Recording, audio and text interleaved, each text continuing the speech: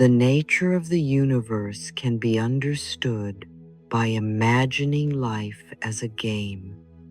When you understand its nature and the rules by which it moves, you stop fighting every turn and begin playing with greater wisdom.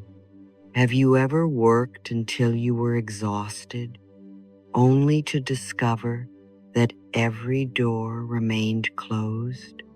And have you experienced a seemingly accidental meeting that brought exactly the message, opportunity, or encouragement you needed? We often call one experience failure and the other luck, yet perhaps both invite us to examine how we are participating in life. Spiritual laws are not scientific laws that promise predictable outcomes. They are principles we can use to reflect upon our beliefs, choices, and actions. They ask us to notice whether we are cooperating with reality or demanding that reality obey our personal timetable. Effort is valuable, but effort driven entirely by fear can become struggle without direction. I am willing to understand the rhythm of life and move with it in peace. You do not have to know the whole game today. You only need enough awareness to recognize your next move. Living against the current often begins with the belief that everything depends upon your control. You decide precisely how an opportunity must arrive, who must deliver it, and when the result must appear. Then, when life chooses another route, you assume that something has gone terribly wrong. You push harder, worry longer, and mistake exhaustion for commitment. Does this sound familiar? Many of us have been taught that relaxing our grip means becoming careless or weak. Yet a clenched hand cannot easily receive a gift, hold another hand, or change direction. I release the need to force life into one narrow plan. Releasing control does not mean abandoning responsibility. It means acting clearly while leaving room for information, assistance, and possibilities you could not have predicted. Living with the current feels different because your intention remains clear while your route remains flexible. You recognize when a situation calls for courageous action and when it calls for patient observation. You accept appropriate help without interpreting support as proof of inadequacy. Instead of chasing every open door, you ask whether that door leads toward the life you genuinely value.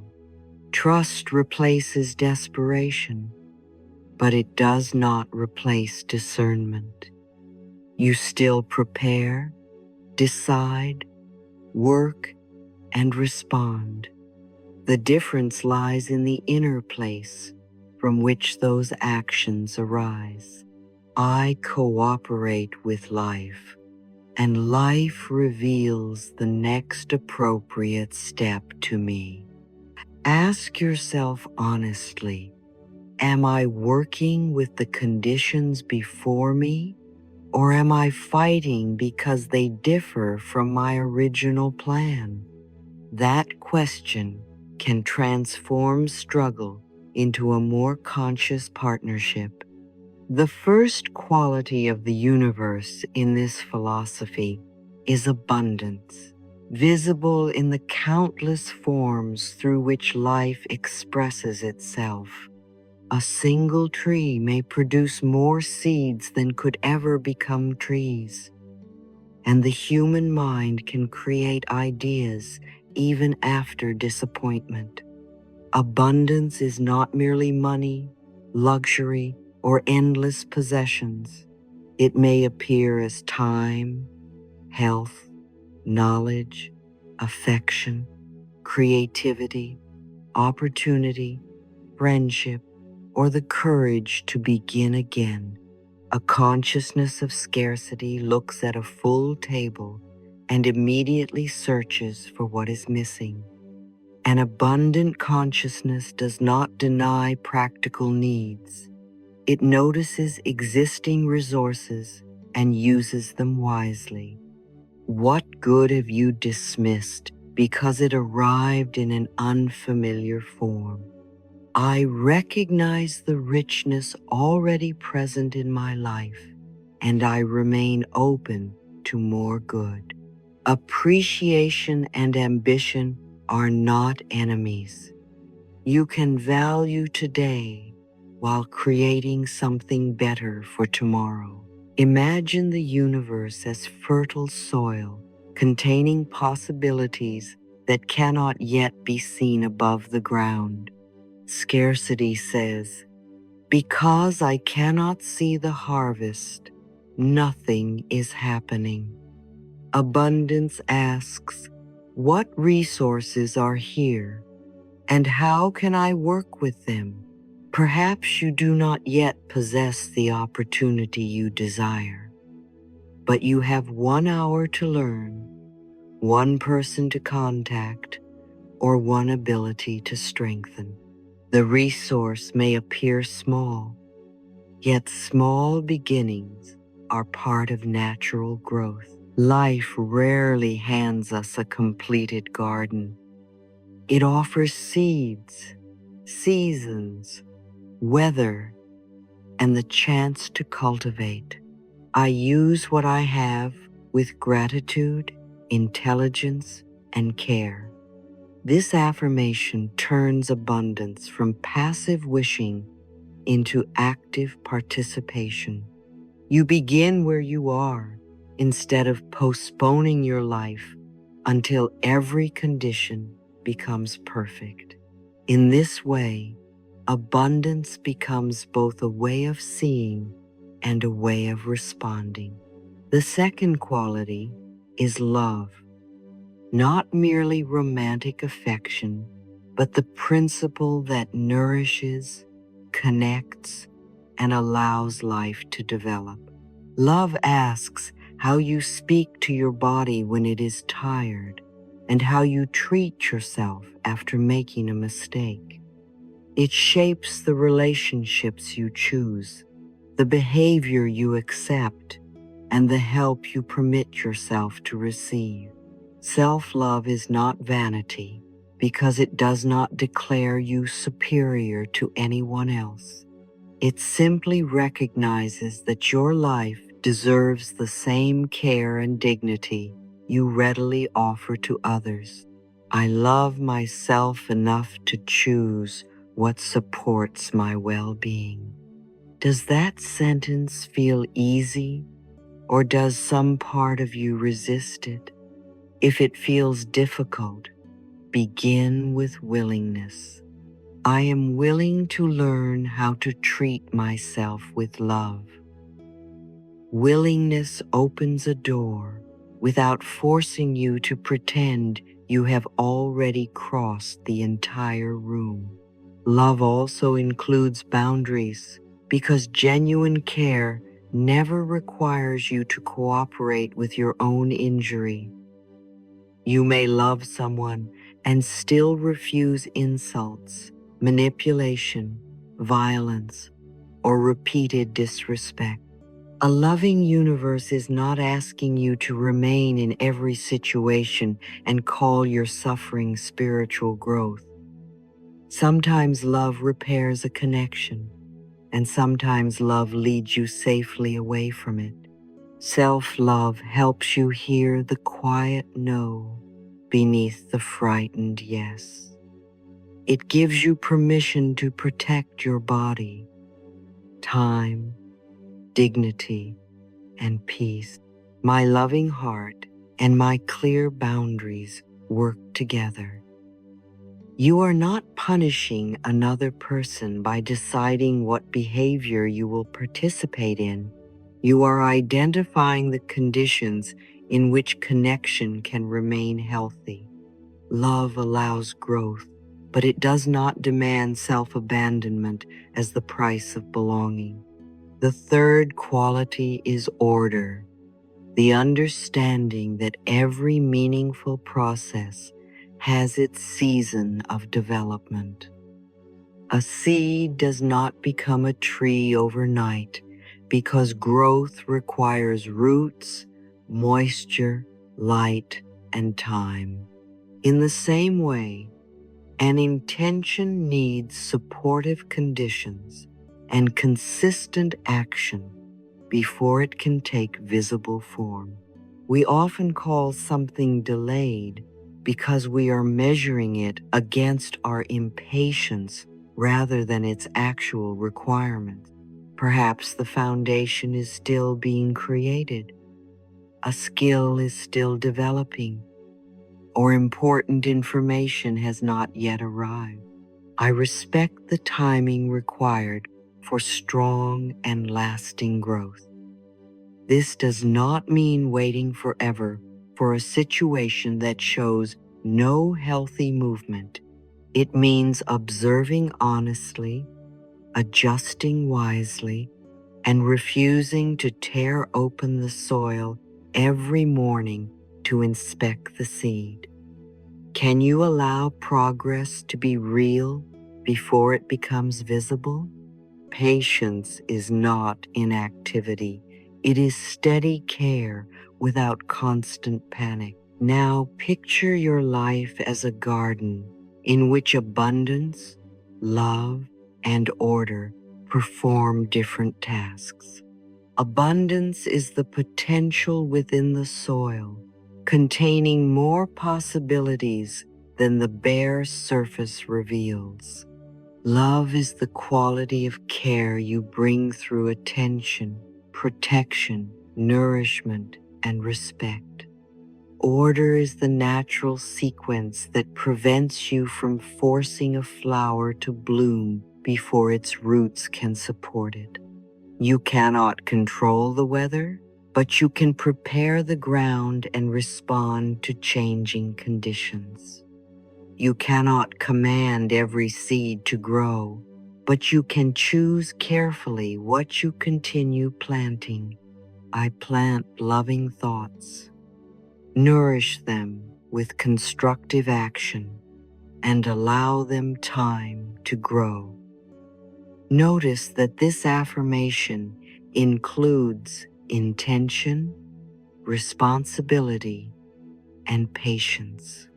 It does not promise that thought alone controls every outcome. It reminds you that cooperation with life is more fruitful than attempting to dominate it. So ask yourself today, am I tending my life? Or am I standing over it angrily, demanding an immediate harvest? Where are you forcing? And where could you become more flexible without surrendering what truly matters?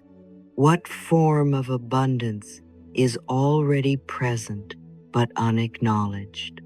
What would love ask you to nourish? And what would it ask you to release? Which part of your life needs action and which part needs time? I am willing to live in harmony with the wisdom and rhythm of life. I welcome abundance, choose love, and respect the order of growth. You are not required to understand every mystery of the universe before you begin. Make your next choice with awareness, perform your part with care, and remain receptive to a path larger than the one you originally imagined. That is how life gradually changes from a battlefield into a garden you consciously help cultivate.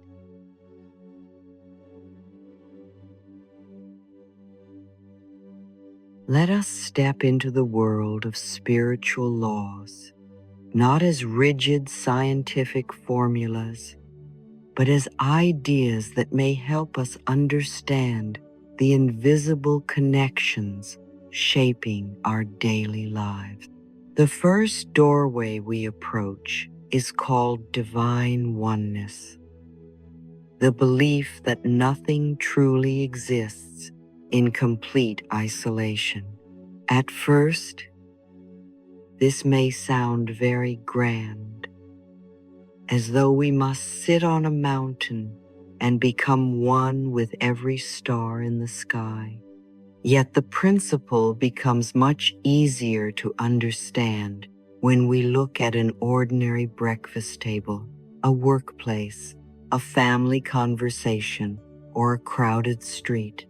Each of us participates in a vast network of relationships, even when we do not consciously notice it. Your thoughts remain private, but they influence your expression, your tone, your posture, your decisions, and the quality of attention you give to others. Those actions then affect another person's state, and that person carries some part of the experience into their next interaction. In this way, an inner condition can travel far beyond the individual in whom it first appeared. I am part of the whole of life, and the love I practice within myself becomes part of what I offer the world. Divine oneness asks us to recognize that personal transformation is never entirely personal. Consider what happens when you begin the morning by criticizing yourself in the mirror. You may believe those harsh words stay inside your own mind, yet the tension they create can follow you into every room you enter. Perhaps you become impatient with a child, defensive with a colleague, or unable to receive affection because you already feel unworthy of it. The people around you respond to that tension, and soon everyone appears to be confirming the painful state with which you began. Now imagine starting differently, not by pretending to adore everything you see, but by saying, "Today I will speak to myself with respect." Your face may soften, your voice may become less guarded, and one difficult interaction may unfold with greater patience. The other person may then carry that patience into a conversation you will never witness. Isn't it remarkable that one private decision can continue moving after it has left your sight? This is how an individual choice becomes part of a shared emotional environment. Many family patterns are passed forward in precisely this way. A parent who was constantly criticized may unconsciously speak to a child using the same language, not because love is absent, but because criticism became the only language of guidance they learned. The child may later repeat that language inwardly and eventually offer it to another generation. Years can pass while everyone believes this is simply how our family is. Then one person becomes aware of the pattern and makes a courageous decision. This habit will end with me. That person learns to correct behavior without attacking identity, to express disappointment without withdrawing love, and to apologize when old habits return. They may never receive recognition for changing the emotional inheritance of their family, Yet a child who grows up without being shamed may speak more kindly to friends, partners, co-workers, and eventually children of their own. One conscious person can interrupt a chain that has traveled through generations.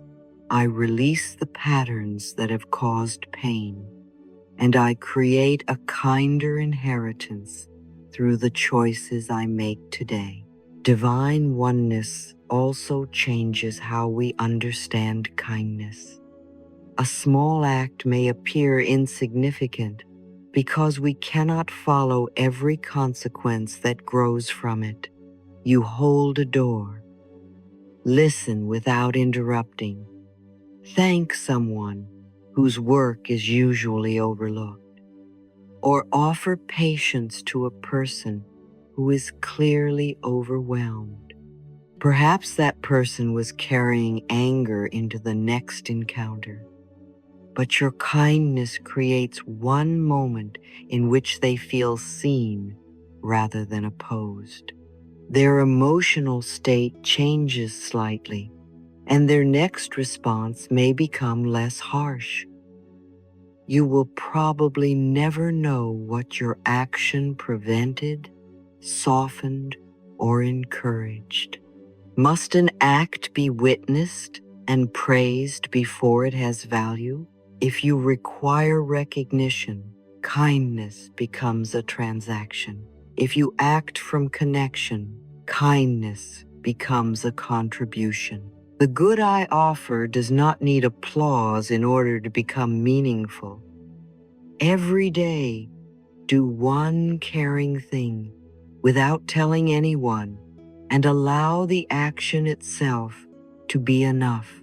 This law does not mean that you are responsible for every feeling or action of every person around you. Connection is not the same as control, and influence is not the same as ownership. You may offer calmness while another person chooses conflict, or speak kindly while someone interprets your words through their own pain. Divine oneness asks you to consider your contribution, not to carry the entire world on your shoulders. Ask, what am I adding to this situation? Rather than, how can I force everyone to become peaceful? You are accountable for the seeds you plant, but you cannot dictate the condition of every field in which they land. I offer what is loving and responsible, and I release what does not belong to me. This prevents spiritual connection from becoming another reason to ignore your limits. You can care deeply for the whole while remaining honest about the part that is yours. There is also a difficult side to this principle, because harm does not remain neatly contained within the person who creates it. Humiliation, dishonesty, cruelty, exploitation, and neglect weaken the emotional environment in which the person causing harm must also live. When disrespect becomes normal in a household, no one there experiences genuine safety, including the person who believes control makes them powerful. When dishonesty becomes normal in a workplace, trust disappears and cooperation becomes more difficult for everyone. Hurting another person does not make the world around you richer, safer, or more loving. It diminishes the very field of life upon which you also depend. This is not a supernatural punishment imposed from outside. It is a natural relational consequence of what human beings repeatedly create together. I choose not to add unnecessary pain to the world I share with others. When you make a mistake, repair what you can, learn from the effect, and choose a different contribution next time. Pause now and ask yourself 3 honest questions without turning the answers into accusations. What is my current behavior contributing to the atmosphere around me? Am I carrying fear from one interaction and placing it into another? Or am I creating a little more room for peace? Which harmful habit has traveled through my family or community and now asks to end with me? Perhaps it is criticism, silence, prejudice, emotional avoidance, rage, people-pleasing, or the refusal to apologize. You do not need to heal an entire ancestral history in one afternoon. Choose one pattern. Notice the moment it tries to express itself through you, and pause before handing it forward. I have the power to interrupt what no longer serves life. That pause may be the first moment in generations when a different future becomes possible. Now let us move into the law of vibration, another spiritual idea that requires careful and compassionate language. In spiritual teaching, thoughts and emotions are often described as carrying different frequencies or vibrations. In everyday life, we can understand this as the inner state expressed through breathing, facial expression, posture, attention, speech, and behavior. You do not need a machine to notice the difference between someone entering a conversation with curiosity and someone entering already prepared for attack. One body appears more open, while the other may be tight, watchful, or withdrawn. These states influence which information people notice and how they interpret what happens next. The word vibration can therefore be useful as a metaphor for the overall quality of your presence. It should not be presented as a scientifically measured force through which every thought controls external events. I become aware of the state I bring into each moment. Awareness gives you an opportunity to care for that state, rather than unconsciously spreading it. Some people hear about vibration and immediately begin performing happiness. They smile while grieving, suppress anger that contains important information, or feel ashamed whenever fear appears. They believe that admitting pain will attract more pain, so they abandon themselves at the exact moment they most need compassion. But spiritual practice should not turn ordinary human emotion into a moral failure. You are not bad, dangerous, or spiritually inferior because you feel sad, angry, frightened, or exhausted. An emotion is a present experience, not a permanent identity, and not a prediction of everything that will happen next. I can tell the truth about what I feel and still choose how I care for myself. A healthy vibration is not a smile pasted over a wound. It is the honest movement from unconscious reaction toward conscious response. How can you recognize when your inner state is being pulled downward? You may find yourself circling the same thought without discovering new information or constructive action. You compare your private struggles with another person's public success and conclude that you have fallen behind. You complain repeatedly but reject every available step because remaining angry feels safer than risking change. You consume so much alarming content that your body begins responding as though every crisis is occurring in your own room. You stay too long in an atmosphere of conflict, ignore your need for rest, and then criticize yourself for becoming irritable. Does any of this sound familiar? These patterns do not prove that you possess a low or defective vibration. They indicate that your attention, body, or environment may require care. I notice what is depleting me without using awareness as another weapon against myself. Obsessive thinking is especially exhausting because it creates the sensation of activity without necessarily producing movement. The mind revisits the same scene, changes the imaginary dialogue, predicts another outcome, and then begins again. It may claim that this repetition is protecting you by preparing for every possibility. Yet after an hour, you often have no new plan and much less energy.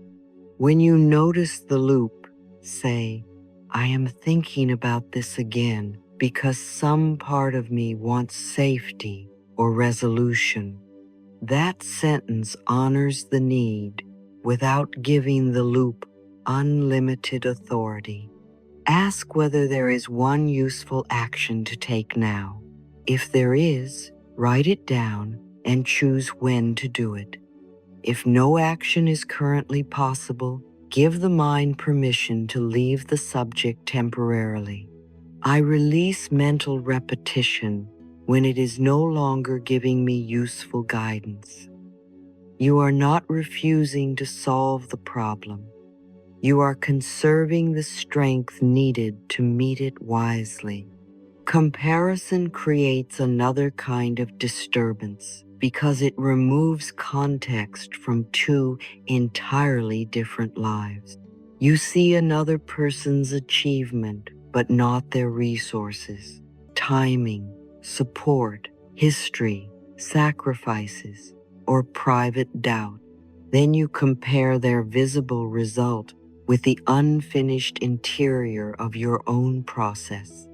Naturally, your life appears inadequate under such unfair conditions. Instead of asking, why am I not where they are?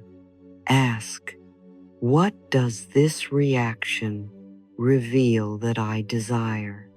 Envy may contain information about a dream you have neglected, an ability you wish to develop, or a life change you are afraid to pursue. Use the information without turning the other person into an enemy or yourself into a failure. Another person's progress does not remove possibility from my life.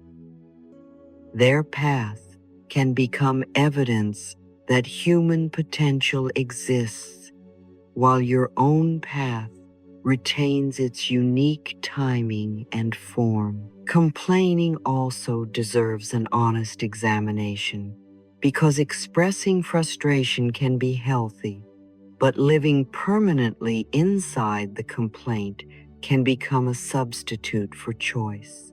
Sometimes we need to say, "This hurts," "This is unfair," or "I am angry," and be heard by someone trustworthy. That expression can bring clarity, connection, and relief. But if we repeat the same complaint every day while refusing every boundary, conversation, decision, or request for help, the complaint begins to preserve the situation it describes. Ask yourself, after expressing this feeling, what do I need? The answer may be action, rest, information, grieving, distance, advocacy, or acceptance of what cannot currently be changed. I honor my feelings and I allow them to guide me toward a constructive response. Emotion becomes movement when it is listened to rather than endlessly rehearsed. The information you consume can shape your state long after the screen has been turned off. Human attention is naturally drawn toward danger, so alarming stories can hold the mind more tightly than quiet evidence of ordinary goodness. If you continually absorb conflict, outrage, tragedy, and prediction, your body may remain braced even when your immediate surroundings are safe. This does not mean becoming uninformed or refusing to care about suffering in the world. It means choosing when, how, and how much information you can receive without losing the ability to respond thoughtfully. You may establish specific times for news, unfollow accounts that thrive on agitation, or pause before allowing another person's panic to become your permanent mental climate. I choose information consciously, and I protect my capacity to remain present and useful. A mind saturated with fear is not necessarily a more responsible mind. Sometimes turning away from constant stimulation allows you to return with clearer judgment and greater compassion.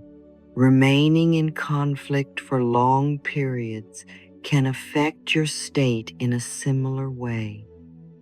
Your body may continue anticipating the next accusation, even during moments when no argument is occurring.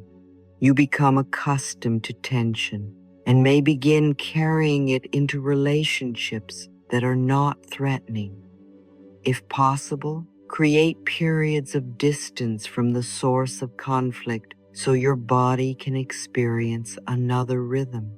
This may mean leaving the room, spending time with a trusted friend, seeking counseling, changing a pattern of communication, or developing a safety plan when harm is present. Peace is not always produced by changing your thoughts inside an environment that continues to injure you. Sometimes the healthier response is to change your proximity, request protection, or leave. I am allowed to move away from what repeatedly harms my well-being. The law of vibration should never be used to blame someone for being affected by a genuinely unsafe situation. Ignoring rest can also lower the quality of your presence because exhaustion reduces your capacity for patience, reflection, and flexible thinking. Yet many people wear tiredness as proof of importance, as though depletion confirms that they are necessary and good. They keep giving until kindness turns into resentment, then feel guilty for the resentment and give even more. What if rest were not a withdrawal from contribution, but preparation for a healthier contribution? A rested person may listen more carefully, choose words more wisely, and recognize solutions that fatigue concealed. This does not mean every hardship can be solved through sleep, or that everyone has equal access to rest.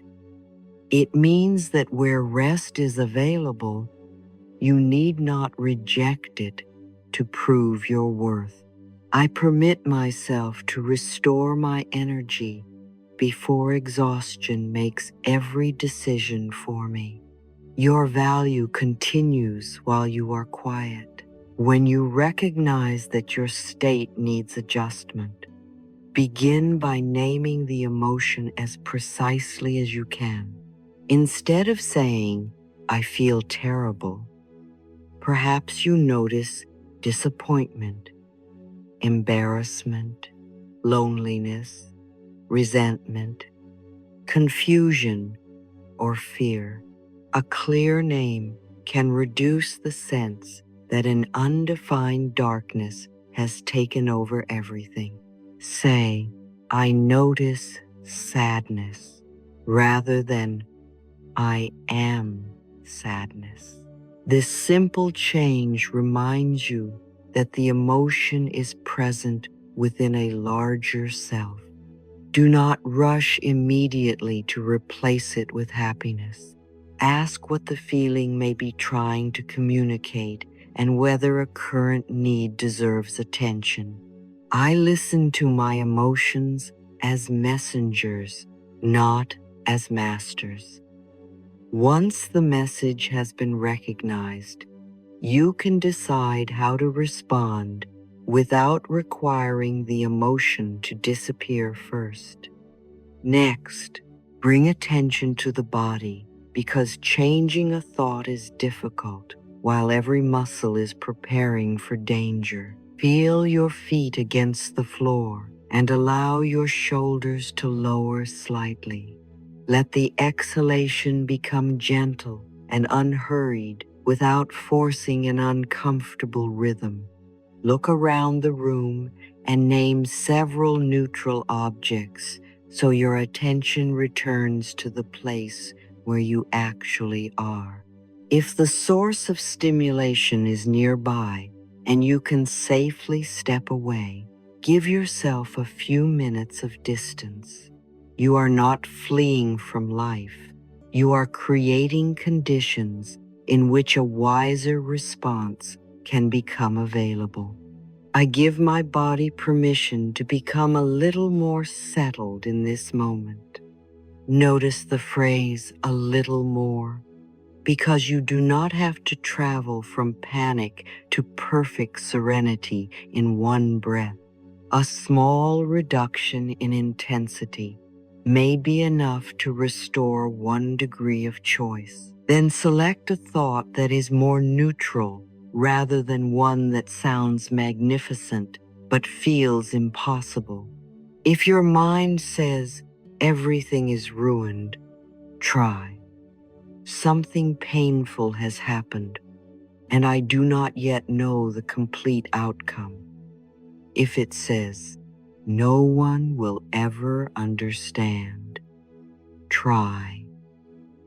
I have not felt understood here, and I can consider where safer support may be available. If it says, I cannot cope, try. I am overwhelmed now, so I will deal only with the next necessary thing. Can you feel how these statements create room without denying difficulty? A neutral thought often acts like a quiet path out of an emotional corner. I choose a thought my heart can believe and my life can use. You can move toward greater peace gradually, honestly, and without pretending. Finally, perform one small action that restores a sense of participation. Send the necessary message, wash your face, step outside, arrange an appointment, write down the facts, or place one object back where it belongs. The action should not be chosen to solve your whole life before bedtime. Its purpose is to remind you that a difficult state has not removed every form of agency. Even deciding to stop for the day can be an active and intelligent choice. What is one action that would leave you feeling slightly more supported than you feel now? I reclaim my power through one clear and compassionate step. When that step is complete, allow it to count instead of immediately dismissing it as too small. Repeated small actions teach the mind that movement remains possible. Let us bring the two laws together without confusing their separate purposes. Divine oneness concerns connection and asks what your choices contribute to the larger human environment. The law of vibration concerns the quality of your present state and asks how that state shapes the way you appear, perceive, and respond. One helps you remember that your actions travel outward. The other teaches you to care for the inner condition from which those actions arise. If you regulate yourself only to appear spiritually superior, you have missed the heart of both principles.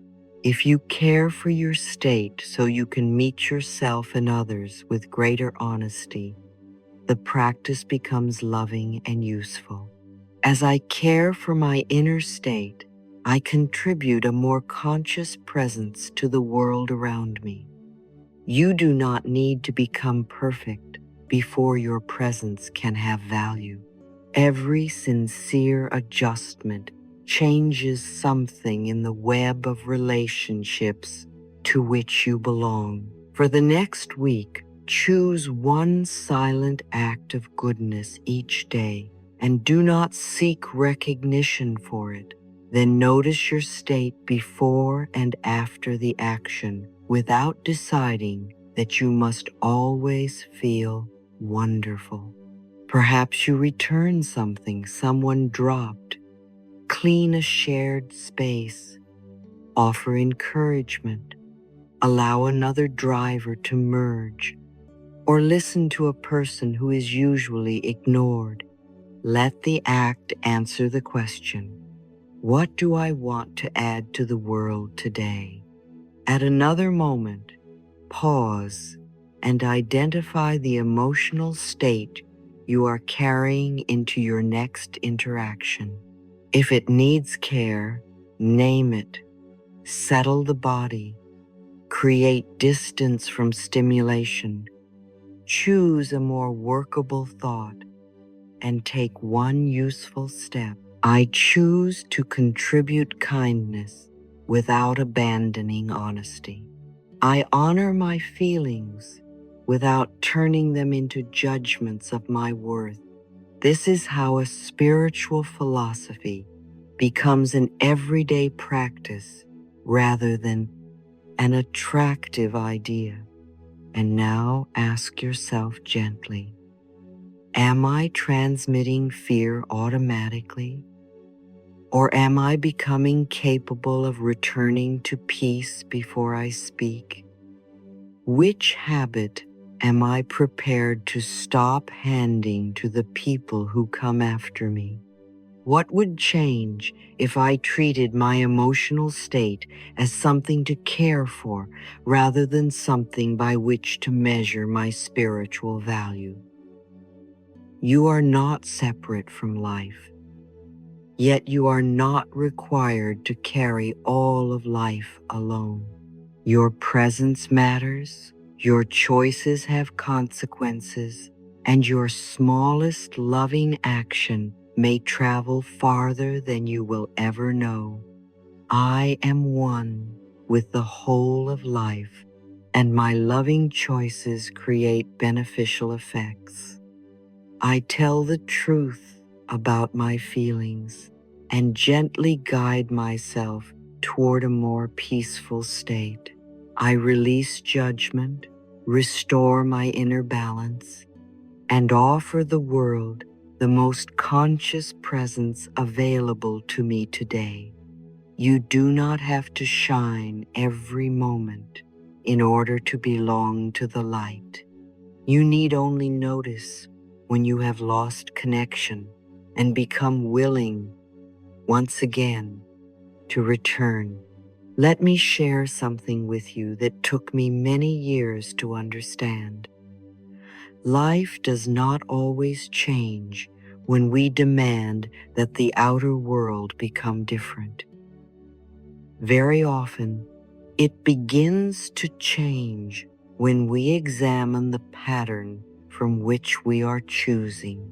You know, we can move to a new city, enter a new relationship, or accept a new position and still find the same old experience waiting for us with a different name. Isn't that interesting? We may say, "Why does this keep happening to me?" while never asking what familiar belief continues to guide us toward familiar choices. The law of correspondence offers a spiritual mirror through which we can explore this question. It does not say that you create every accident, loss, illness, injustice, or harmful act committed against you. It simply invites you to identify the part of a recurring experience that may be influenced by your self-image, expectations, standards, and responses.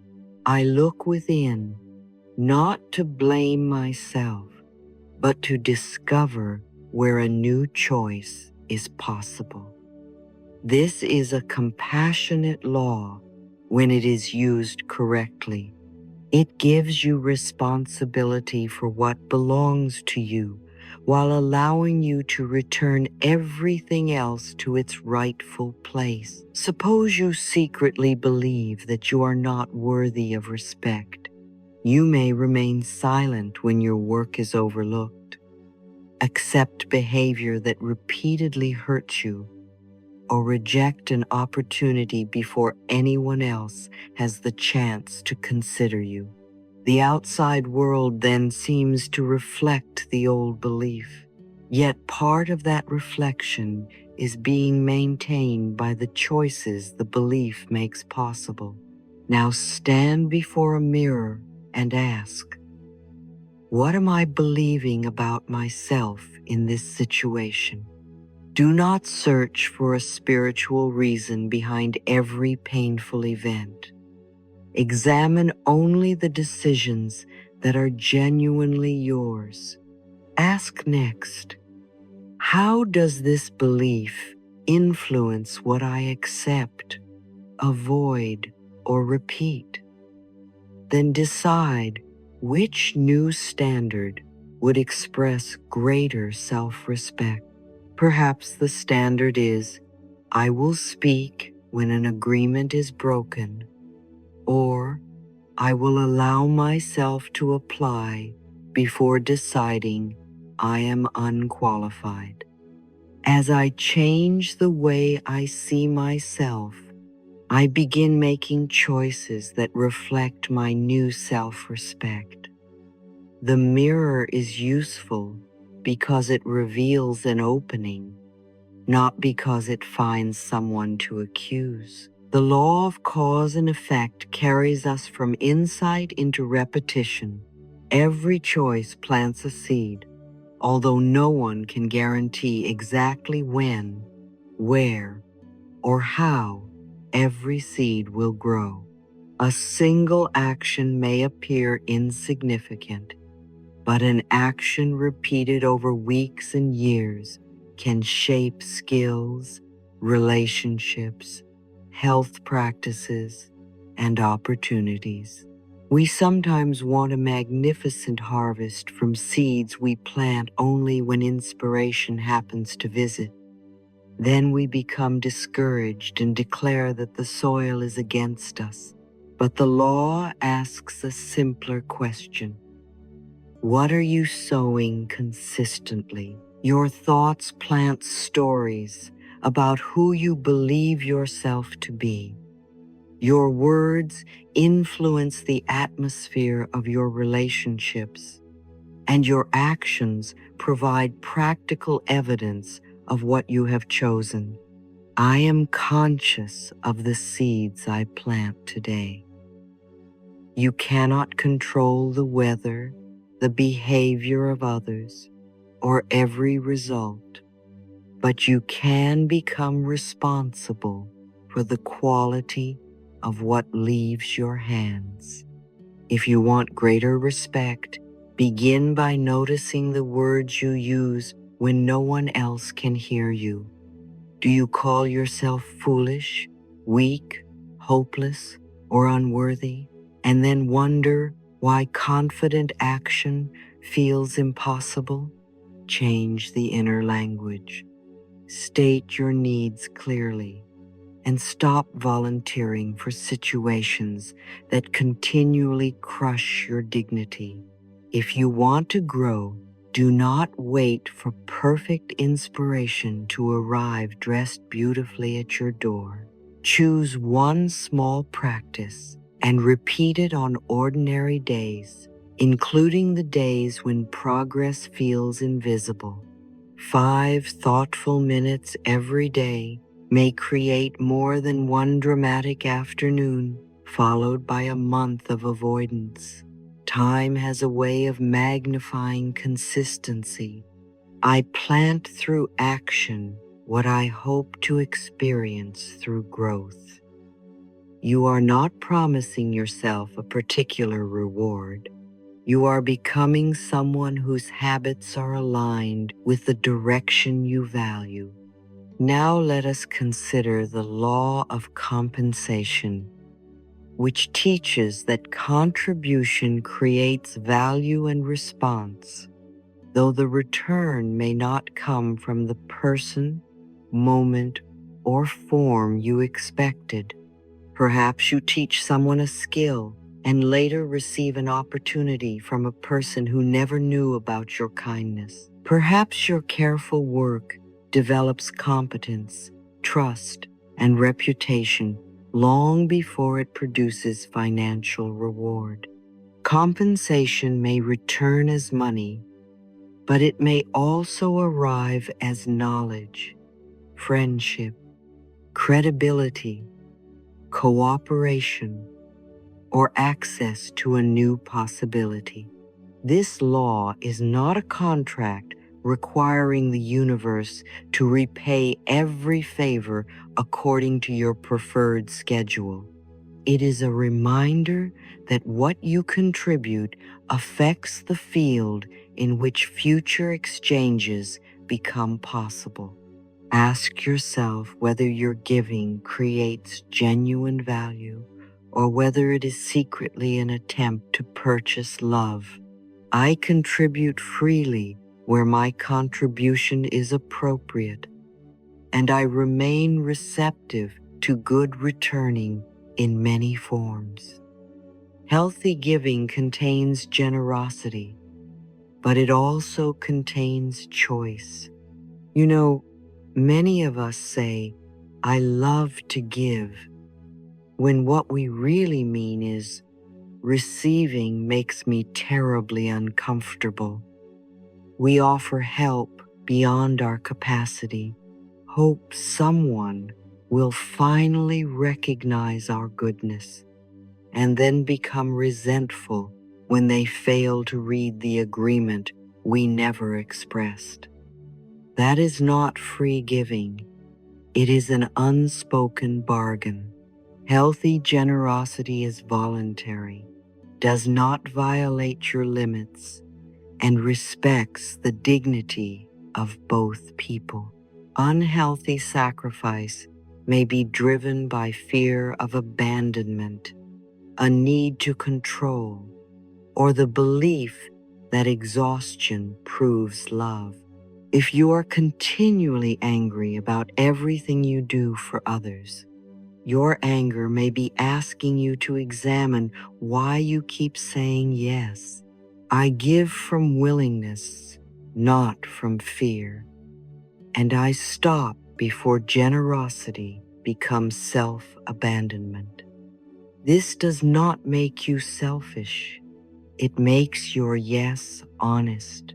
The flow of compensation also requires learning to receive. When someone offers a sincere compliment, can you allow it to reach you without explaining why they are mistaken? When appropriate help arrives, can you accept it without immediately creating a debt in your mind? Try smiling and saying, "Thank you," and then stop speaking before your old discomfort invents 10 reasons to reject the gift.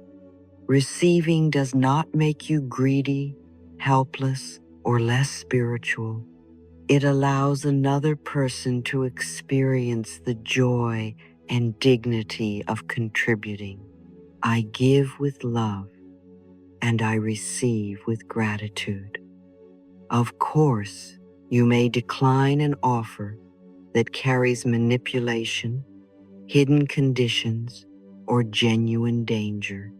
Receptivity is not the abandonment of discernment. It is the willingness to let clean support enter without putting it on trial. The law of rhythm reminds us that life does not move at one speed forever. Nature gives us day and night, growth and withdrawal, movement and stillness, beginnings and endings. Human life also contains seasons of rapid progress, consolidation, waiting, release, and restoration. Trouble begins when we judge every quiet season by the standards of a productive one. We demand blossoms while our roots are doing unseen work, and accuse ourselves of laziness when the body requests recovery. On other occasions, we cling to something whose season has ended because an empty space feels more frightening than a familiar unhappiness. I respect the natural rhythm of life and the changing seasons within me. Rhythm does not invite passivity. It teaches appropriate timing. There is a time to move and a time to gather strength for movement. Ask yourself, what season am I in now? Perhaps something is blooming and asks you to use the available momentum with courage. Perhaps a chapter is completing and asks you to gather its lesson instead of forcing the door open again. Perhaps nothing seems clear because this is a season for observation rather than a rush decision. And perhaps you are simply tired, my dear, not spiritually lost, lazy, or incapable. When energy is available, create and act. When exhaustion is real, restore what has been depleted. I do not use exhaustion as proof that I am worthy. Rest before your body has to demand it through complete collapse. Respecting rhythm allows your effort to become sustainable instead of punishing. The spiritual law of gender is not about biological sex or social roles. It describes two symbolic capacities that exist within every person: directed energy and receptive energy. Directed energy decides, structures, focuses, and acts, while receptive energy listens, imagines, nurtures, and remains open to information. A healthy creative process needs both. Without receptivity, you may work constantly on a path that no longer makes sense because you never become quiet enough to notice. Without direction, you may collect beautiful ideas and wait indefinitely for a perfect sign that removes every risk. Have you ever called procrastination trusting the universe because it sounded more spiritual that way? We all have clever ways of avoiding the next uncomfortable step. I balance purposeful action with open and attentive receptivity. Begin by listening for the direction that feels aligned with your values rather than merely urgent. Then use reason to examine what the direction requires, create a plan, and choose a definite action. After acting, step back long enough to observe the response. Did the action produce useful movement, reveal missing information, or show that your approach needs adjustment? Receptivity gathers feedback. Direction decides what to do with it. Neither capacity is complete by itself. I listen deeply, decide clearly, act faithfully, and remain open to learning. If you are always acting, practice receiving assistance and allowing ideas time to develop. If you are always waiting, give one idea a date, a structure, and a first visible step. The law of detachment teaches you to keep the intention while loosening your obsession with one specific result. Detachment does not ask you to stop caring or abandon a meaningful dream. It asks you to stop using one outcome as the final measurement of your value. You can desire loving partnership without deciding that one particular person must provide it.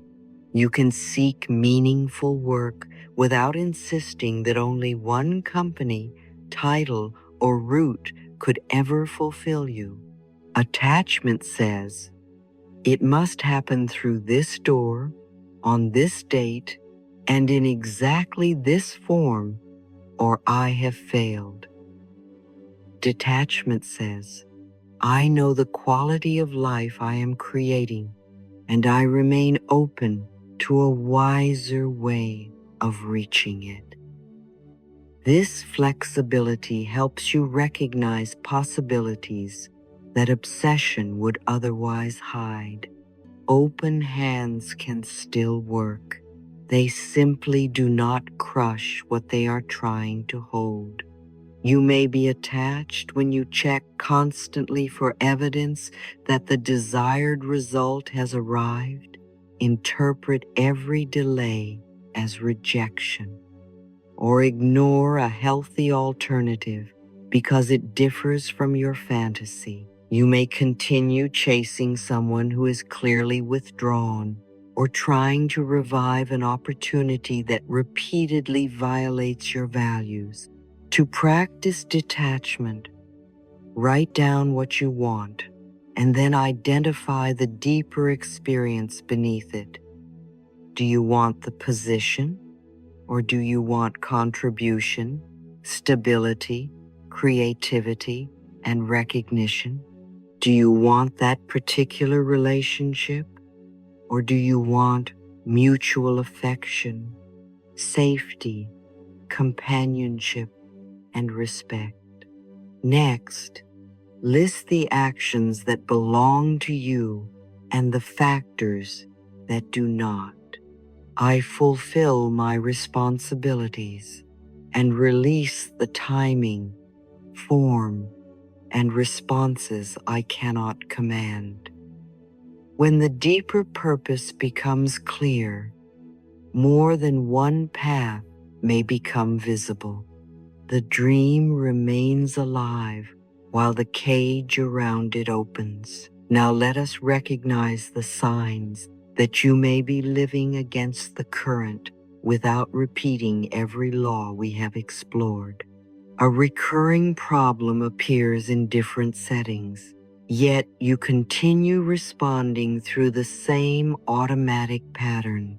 Your schedule leaves the body chronically exhausted, but you treat every warning as an inconvenience. Decisions are made primarily to avoid loss, rejection, or disapproval rather than to honor what you value. You repeatedly betray your principles to preserve one result and then feel strangely empty even when you obtain it. The harder you control every person and detail, the more conflict surrounds the goal. You refuse support because self-sufficiency has become the price of your self-respect. I no longer need to struggle beyond my limits to prove that I deserve a good life. These signs are not a verdict. They are an invitation to stop and reassess. When you notice resistance, first stop increasing the force. Become quiet enough to identify the fear beneath the urgency. Fear of being left, failing, losing status, disappointing someone, or discovering that another path is necessary. Then ask which balance has been forgotten. Are you planting no practical causes, giving beyond your limits, ignoring your natural rhythm, acting without listening, or holding one outcome too tightly? Choose one new response rather than designing an entirely new life while emotionally overwhelmed. Make the call, take the rest, state the boundary, revise the plan, or allow one unanswered question to remain unanswered tonight. I pause long enough for wisdom to enter my next decision. Observe what changes before adding more effort. A pause is not always a delay. Sometimes it is the moment direction returns. The fighting consciousness believes that opportunity is scarce, other people are competitors, and rest allows everyone else to move ahead. It measures human value through achievement and keeps pushing on doors that have become too costly to enter. Even success cannot satisfy this state for long, because every accomplishment immediately creates another threat to overcome. Co-creative consciousness is different. It understands that you are both a chooser and a receiver, responsible for your intentions and actions, but not for every condition in the world. You prepare carefully while allowing reality to offer information your original plan did not contain. I participate fully without pretending that I control the whole of life. Co-creation is neither helpless waiting nor relentless domination. It is partnership between inner clarity, outward action, and responsiveness to what unfolds. Your part in this partnership is to become clear about what you want and why you want it. Ask whether the desire arises from love or from fear that your value will disappear without it. Care for the mental state from which you make decisions, so urgency does not disguise itself as intuition. Take a concrete action that gives the intention a place in the visible world. Refuse agreements that require you to betray your essential values. Remain willing to learn, revise, apologize, practice, and begin again. I bring clarity, integrity, and committed action to the life I am creating. These are the elements that belong in your hands. Hold them with responsibility rather than perfection. Then place back into the hands of life The precise timing, the final form, the people who may appear, and the opportunities you cannot yet see.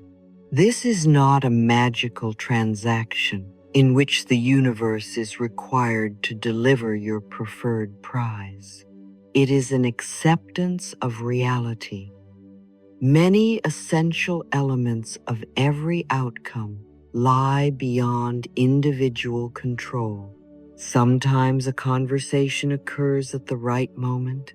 Information answers a question you have quietly carried, or one ending unexpectedly reveals a useful opening. You may call this synchronicity, meaningful coincidence, or simply fortunate timing. There is no need to treat every license plate, song, or misplaced spoon as a secret cosmic instruction. I remain attentive to helpful coincidences while keeping my judgment grounded and clear. The value of a meaningful coincidence lies in what it helps you notice and choose, not in surrendering every decision to signs. Wisdom can welcome wonder without abandoning discernment. Imagine now that you are holding your intention in both hands. In one hand, place everything that belongs to you, your beliefs, preparation, communication, boundaries, practice, and next action. In the other hand, place everything you cannot guarantee: timing, other people's decisions, unforeseen events, and the exact shape of the result. Feel how exhausting it has been to carry both hands as though they contain the same responsibility. Open the second hand and allow life to hold what life must hold.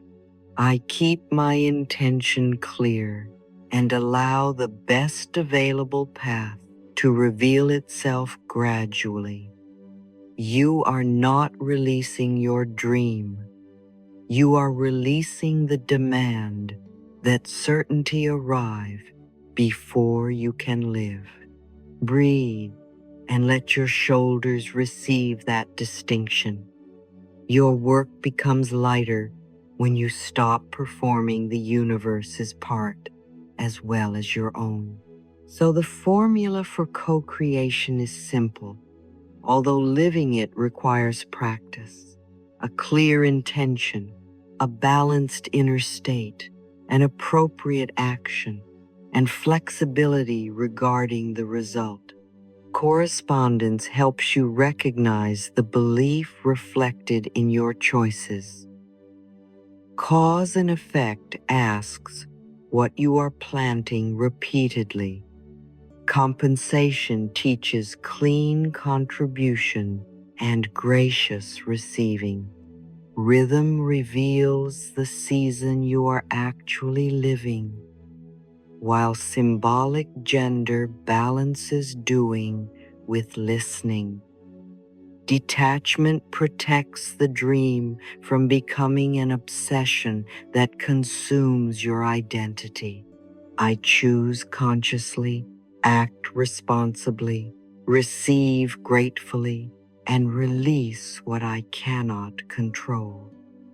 You may still feel fear, impatience, and uncertainty, but these feelings no longer have to direct the entire journey. You are learning to move from fighting life toward participating with it. Before we finish, say softly to yourself, I am willing to see the patterns I can change without blaming myself for everything that has happened. I plant thoughts, words, and actions that reflect the life I value. I give from genuine willingness and welcome appropriate support with gratitude. I honor periods of action, restoration, completion, and waiting. I unite intuition with reason, receptivity with decision, and imagination with practical movement. I hold my purpose steadily and release my attachment to one narrow outcome. I do not need to exhaust myself to prove my worth. I fulfill my part and allow life to arrange what is not mine to command. Let these words become gentle directions rather than rules by which you judge yourself. You are no longer required to battle every current. You can learn, choose, adjust, and become a conscious partner in the unfolding of your life.